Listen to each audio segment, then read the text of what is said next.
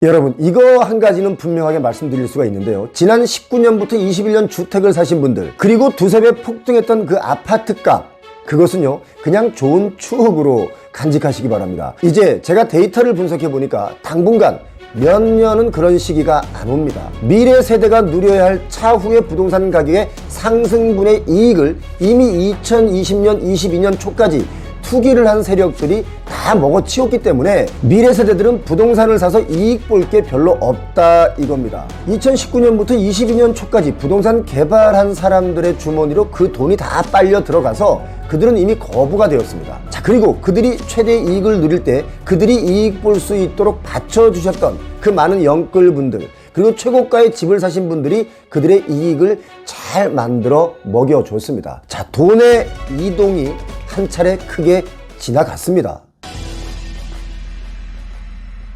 임의 경매가 지난 23년 11월에만 1688건이었습니다. 2014년 10월 이후에 9년 만에 가장 많은 수치죠. 앞으로 더 늘어날 수밖에 없습니다. 임의 경매라는 게 뭐냐면 채무자가 채무 불이행 시 채권자가 담보 제공받은 부동산에 설정한 저당권, 근저당권, 전세권 등의 담보권을 실행해서 자신의 채권을 회수하는 법적 절차를 임의 경매라고 합니다. 임의 경매 특징 중에 하나가 강제 경매와는 달리 별도의 재판을 거치지 않고 곧바로 법원에 경매 신청을 할 수 있다는 것이 차이점이죠. 자, 임의 경매는 대체적으로 채무 불이행 시 나옵니다. 경기도의 경매 건수를 보니까 11월에 2623건이었습니다. 많죠? 서울의 경매 건수도 연초 대비 23년 연초 대비 65%가 더 늘어났습니다. 24년이 되면 훨씬 더 늘어날 전망이죠. 집값 상승기에 집을 영끌에서 매수한 영끌족이 소유했던 그 물건이 경매 시장에 지금 쏟아져 나오고 있는 겁니다. 영끌들 중에는요, 제3금융권에서 시중금리보다도 더 금리를 비싸게 주고 산 사람들이 아주 많습니다. 집을 담보로 제공하고 빌렸던 그 차익금을 갖지 못하니까 법원의 경매에 붙여지는 임의경매 물건이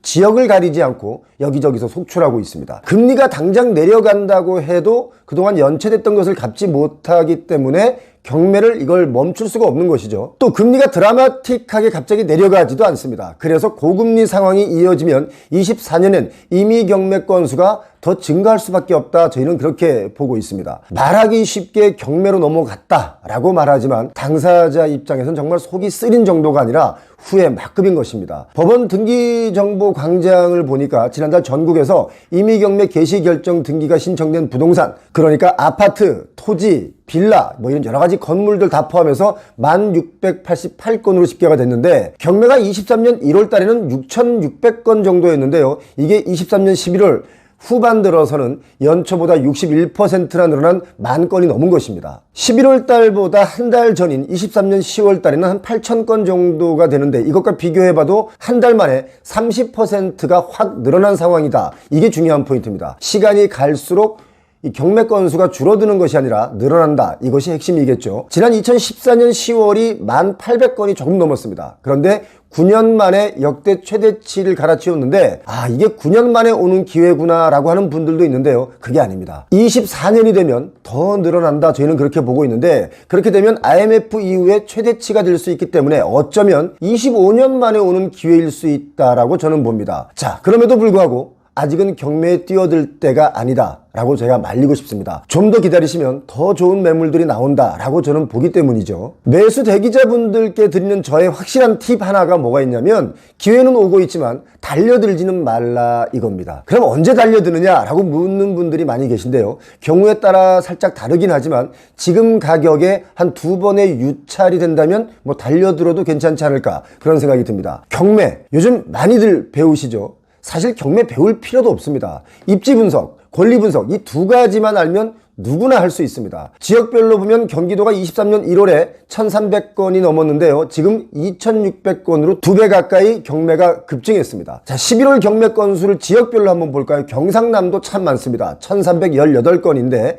부산은 672건입니다. 강원도가 의외로 많습니다. 533건이죠. 이렇게 지역을 가리지 않고 임의 경매 건수가 증가한 가장 큰 이유가 뭘까요? 바로 시중은행 대출 금리가 급등했기 때문입니다. 부동산 최고 급등기였던 20년과 21년 아파트나 오피스텔 외에도 상업용 부동산인 지식산업센터, 상가 이런 것을 매수한 영끌족들이 이제 이자와 대출금 상환에 어려움이 생기면서 법원 경매로 이 물건들이 임의경매 물건으로 쏟아지고 있는 겁니다. 이렇게 임의경매 물건이 나올 때는요, 내가 살 때 들어갔던 내 자본금 이미 다 녹아 없어진 것이다 라고 봐야 되기 때문에 부동산 분양과 매수로 인해서 빚은 늘어나고 자산은 줄어든 상황이다 이겁니다. 정말 말도 안 되는 어리석은 일들도 있는데요. 바로 이거죠. 영끌하신 분들 중에 일부는 시중은행과 같은 1금융권 대출만으로 매수 자금을 충당하기 어려우니까 아주 그냥 쌍끌이 대출을 받아서 매수한 분들이 많습니다. 쌍끌이 대출이 뭐냐? 저희는 이런 상황을 영끌을 넘어 쌍끌이 대출이다 라고 명명하는데요. 저축은행과 대부업체 이런 2금융권과 또 4금융업체까지 가서 돈을 빌려서 부동산을 산 것을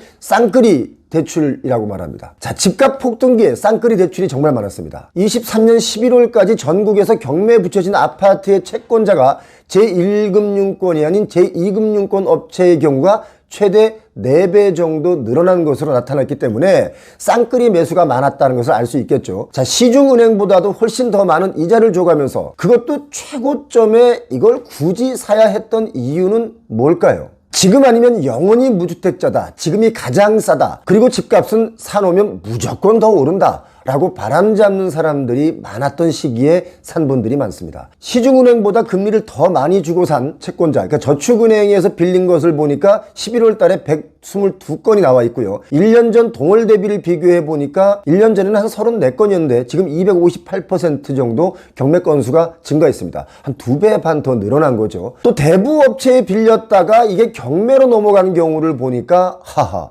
49.52%입니다. 한 50%가 더 늘어난 거죠. 캐피탈 업체에 빌렸다가 넘어가는 경매도 75%나 더 늘었습니다. 아니, 굳이 최고가를 찍고 거품 논란이 막 일어나던 그때인데 꼭 이렇게 대부업체까지 빌려서 사야 했는지, 이게 저는 좀 걱정스럽습니다. 제가 21년에 이런 이야기를 참 많이 드렸는데 이게 지금 현실로 나타나고 있는 거죠. 딱 2년 만에 결과가 나온 겁니다. 뭐? 집에 약정 끝난 인터넷 정수기 가만 놔두고 있었다고? 손해보고 있는 거야 너. 온라인 대리점에 전화 한 통이면 인터넷 TV는 최대 47만원, 정수기는 최대 30만원, 둘 다 바꾸면 77만원을 설치 당일날 받을 수 있어. 쓰던 요금 그대로 새 제품 받고 지원금까지 받는데 안 쓰면 손해지. 아유, 뭐 말도 안 되는 소리라고? 전에 가전 렌탈 쪽에 독보적인 1위 아정당이라는 곳이 있어. 365일 밤 10시까지 상담해 주니까 지금 해봐.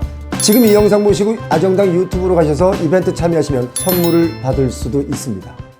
2년 전에 집을 못 산 사람들을 집 없는 집거지라고 했죠. 근데 지금 그때 집을 과도한 대출로 사신 분들은 빚거지가 되고 있습니다. 자, 이렇게 무리한 대출을 해주면서 집 사기를 권하는 사회가 과연 이게 정상적인가? 이거 한번 23년이 가기 전에 생각해 볼 문제다라고 저는 봅니다. 집값이 오르고 내리는데 무감각하신 분들이 아주 많이 계시죠. 그 이유는 뭐냐면 실거주로서 대출의 양이 많지 않은 분들이기 때문에 무감각합니다. 여기서 중요한 포인트 하나 알려드리겠습니다. 지금 아파트의 경우 올해 기존 고금리 대출을 특례 보금자리론 같은 것으로 갈아타서 그나마 버틸 수 있는 분들이 좀 있는데요. 24년에는 이런 정책금융 상품이 종료되고요. 저금리로 확 전환되는 게 아니라 고금리 상황이 계속 유지될 가능성이 높다고 보기 때문에 경매 건수는 아마 더 확실하게 늘어날 것이다 라고 봅니다. 자, 23년 한 해를 보내면서 내년에는 경매 건수가 더 늘어난다. 이거 꼭 기억하셨으면 좋겠습니다. 여러분, 이거 한 가지는 분명하게 말씀드릴 수가 있는데요. 지난 19년부터 21년 주택을 사신 분들, 그리고 두세 배 폭등했던 그 아파트 값,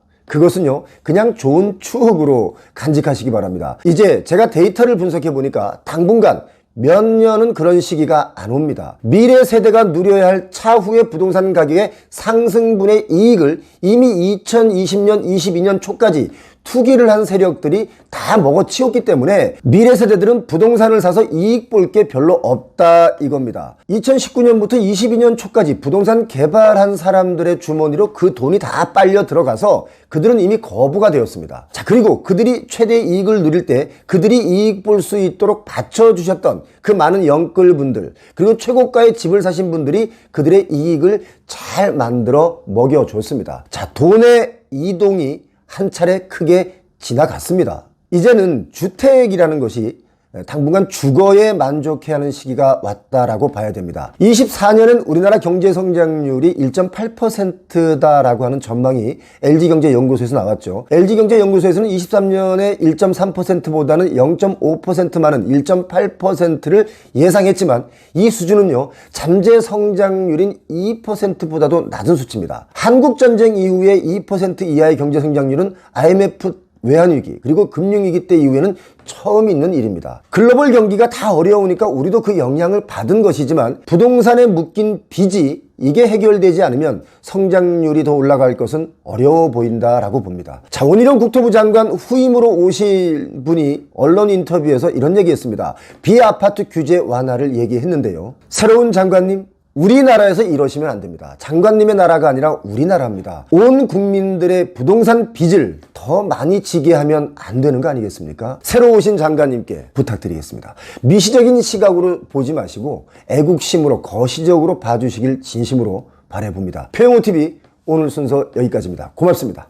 표영호TV에서는요, 거주의 가치 추구를 위해서 24년 갑진년을 맞이해서 값진 곳을 소개하는 출연자분을 찾습니다. 우리 집만의 멋진 구조나 또는 인테리어 또는 소품, 나만의 주거 공간, 건물, 카페 좋습니다. 아무거나 좋습니다. 또는 굳이 멋지지는 않더라도 소소한 삶의 행복을 누릴 수 있는 그 공간을 소개해 주실 분을 찾습니다. 표영호TV를 시청해 주시는 분들과 공유하고 싶으신 분들 관련 사진이나 동영상 간단한 소개를 저희 메일로 보내주시면 저희가 사례를 드리도록 하겠습니다. 몇 평짜리 원룸도 되나요? 상관없습니다. 어떤 공간이든 소소한 삶의 행복을 누릴 수 있는 그런 가치 있는 공간을 소개해 주실 분이면 누구나 연락을 주셔도 좋습니다.